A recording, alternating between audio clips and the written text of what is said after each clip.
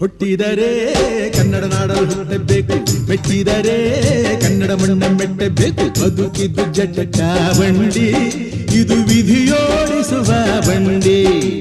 ಬದುಕಿದ್ದು ಜಟಕ ಬಂಡಿ, ವಿಧಿ ಅಲೆದಾಡಿಸುವ ಬಂಡಿ.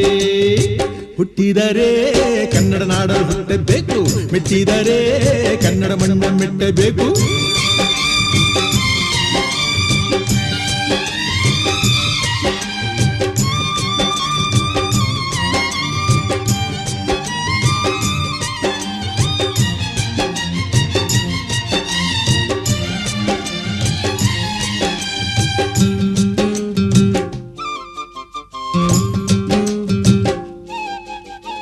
ಕಾಶಿಲಿ ಸ್ನಾನ